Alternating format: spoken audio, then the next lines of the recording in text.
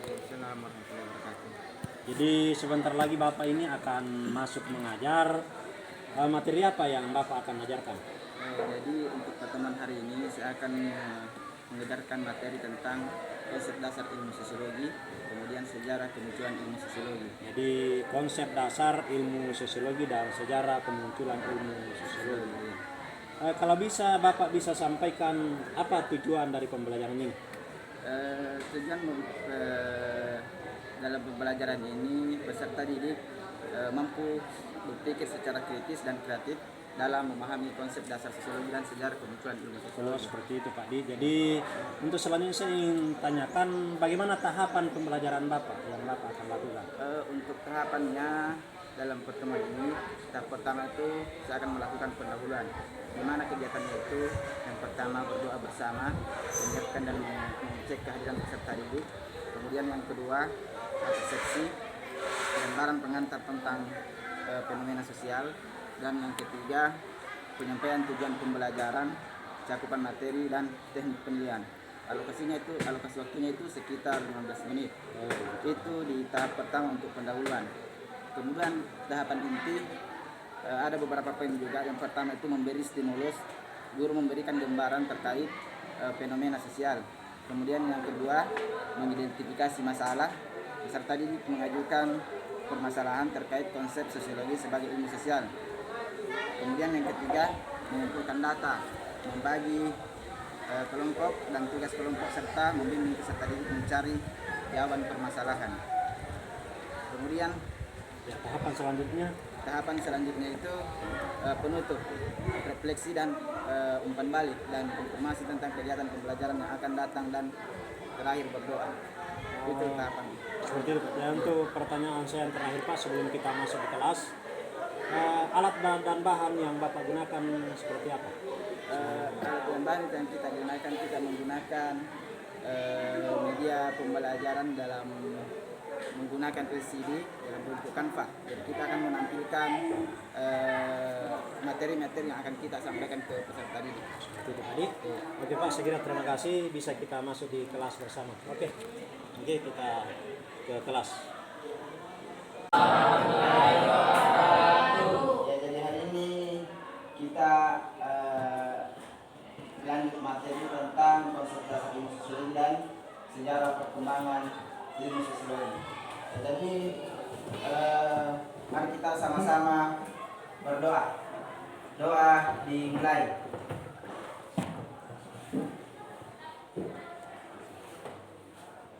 Selesai. Selanjutnya saya akan mengecek kehadiran. Siapa yang hadir hari ini? Siapa tuh? Aisyah, kenapa? Sakit. Siapa lagi? Siapa? Farisa. Kenapa? Oke, jadi ada 2 orang yang tidak hadir ya. Oke, selanjutnya saya akan memberikan sedikit gambaran tentang konsep dasar sosiologi. Ya, jadi istilah sosiologi itu secara etimologis berasal dari kata bahasa Latin, yaitu sosio dan logos. Ya, di mana sosio itu artinya kawan atau teman, kemudian logos yang berarti ilmu. Ya, jadi secara umum itu sosiologi adalah ilmu yang mengkaji kehidupan masyarakat. Ya, jadi itu sekedar pengantar untuk gambaran sedikit tentang pengantar konsep dasar sosiologi.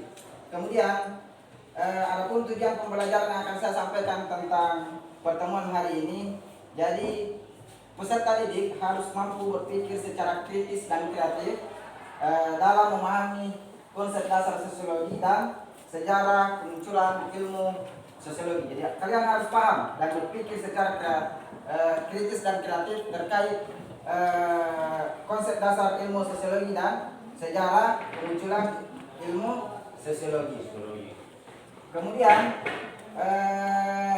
selanjutnya saya akan sebentar memberikan semacam lembaran kertas untuk mengumpulkan data, dan saya akan bagi dalam beberapa kelompok dan memberikan tugas kelompok, serta saya akan bimbing untuk menjawab atau mencari jawaban permasalahan apa yang akan kita dapatkan. Oke? Oke, kalau gitu saya akan bagi dalam beberapa kelompok ya di sini. Kelompok 1, kemudian kelompok 2, kemudian kelompok 3, kelompok 4. Ya, jadi kelompok 1 itu ada 5 orang, kelompok 2 ada 4 orang, kelompok 3 ada 5 orang. Oke?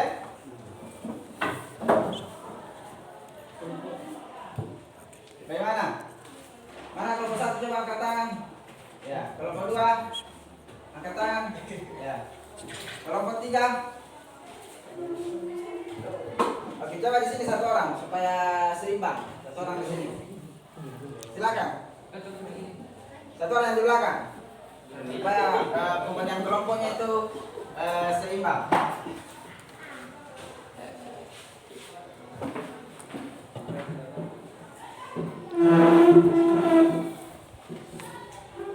Oke, jadi untuk kelompok 1 karena kita akan membahas tentang konsep dasar ilmu sosiologi, maka saya akan membagi kelompok 1 itu harus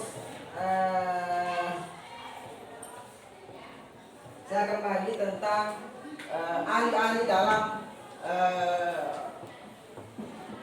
ahli dalam ilmu sosiologi. Jadi kelompok 1 itu saya akan kasih tentang ahli sosiologi itu adalah Bapak Auguste Comte. Kemudian kelompok 2 Bapak Karl Marx, dan kelompok 3 adalah Bapak Max Weber.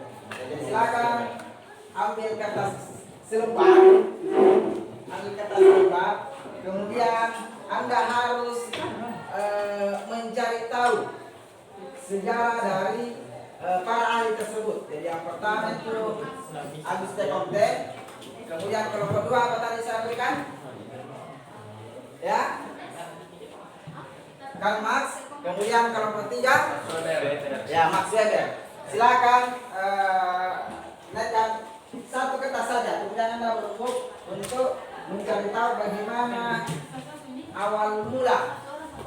Ya, 1 kertas, 1 orang, 1 kelompok, 1 kertas. Jadi saya kasih waktu kurang lebih 10 menit untuk mencari tahu itu tentang para ahli tersebut sesuai dengan ahli yang saya berikan tadi. Silakan dikerjakan, angkat kertas. Jadi silakan berumur dengan teman kelompoknya. Silakan berumur dengan teman kelompoknya. Kelompok 3 tadi siapa? Max Weber. Silakan ditulis namanya Max Weber. Di sini kelompok 2 apa tadi? Ya, Karl Marx. Kelompok 3 Auguste. Ya, silakan. Silakan.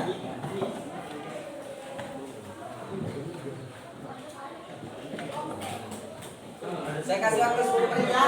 Kita dulu baru kita lihat jawabannya seperti apa. Oke? Ya, silakan di berembuk untuk mencari tentang para ahli tersebut.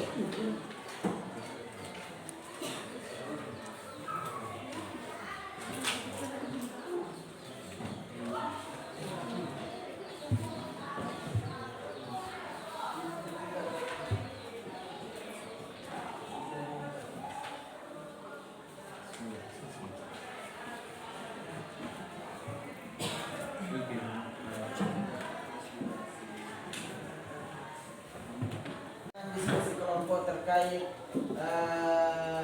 para tokoh-tokoh dalam ilmu sosiologi, maka saya akan memberikan suatu kesimpulan bahwa dalam ilmu sosiologi itu ada beberapa tokoh sesuai tadi yang saya berikan per kelompok itu. Yang pertama itu Auguste Comte, dia berpendapat bahwa sosiologi adalah ilmu yang mempelajari manusia sebagai makhluk yang mempunyai naluri untuk senantiasa hidup bersama dengan sesamanya.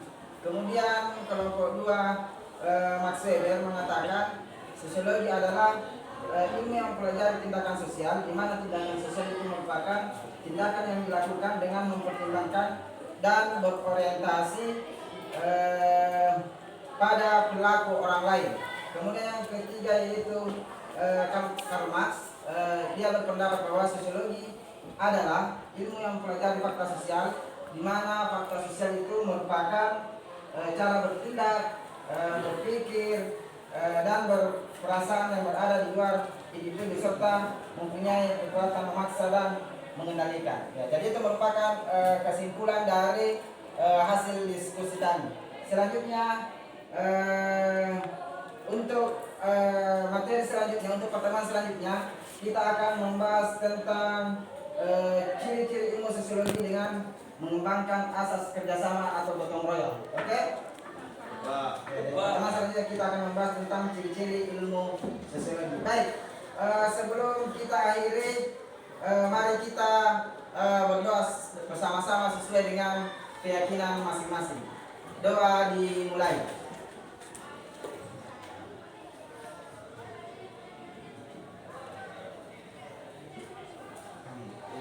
Selesai.